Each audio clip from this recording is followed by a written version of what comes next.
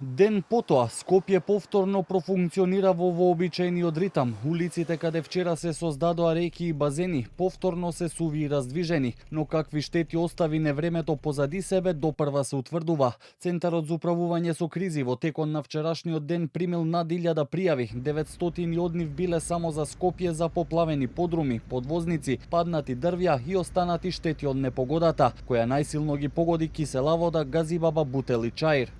Сите пријави беа веднаш проследени до надлежните институции и служби, кои со своји екипи на терен работат на санирање на последиците и нормализирање на состојбата.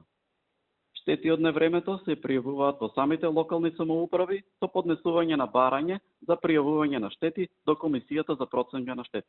Градоначалникот на Скопје Орце Ѓоргиевски оцени дека градот во вчерашната акција со над 1000 работници од јавните предпријатија експресно се справил со предизвикот, а кризниот штаб вели натаму е во приправност во случај непогодите од вчера да се повторат. Воедно вели каде што е физички изводливо ќе се отстранат инфраструктурните аномалии на критичните точки, но уверува и дека состојбата со запушените сливници и канали веќе е минато. Како никогаш досега брзо се справивме со временските непогоди. Нема простор за паника затоа што градот е буден, имаат на кого да се потпрат. Обрнуваме сериозно внимание секаде каде што ќе можеме да интервенираме, ќе интервенираме во наредниот период до крајот на мојот мандат.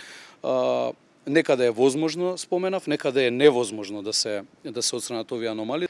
Непогодите го отежна и лекувањето на пациентите кои се во најтешка здравствена состојба. Подземните нивоа на клиниката за онкологија се поплавија, па водата се собирала со кебиња и чаршави, а била прекината и терапијата за да се заштитат апаратите и да се избегне опасност од струја. Поплавениот одел за радиотерапија сега повторно е во целосна функција, па нормализирано и лекувањето. Подрумските простори и гаражите биле поплавени и во Ману, а вода имало и во главниот хол и амфитеатарот.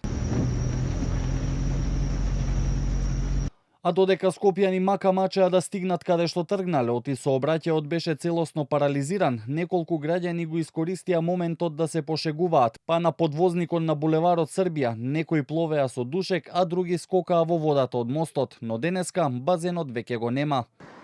Вака изгледа денеска една од најкритичните точки во Скопје, која вчера беше полна со вода, па поради тоа оваа делница до доцна во ноќта беше затворена за сообраќај од страна на полицијата.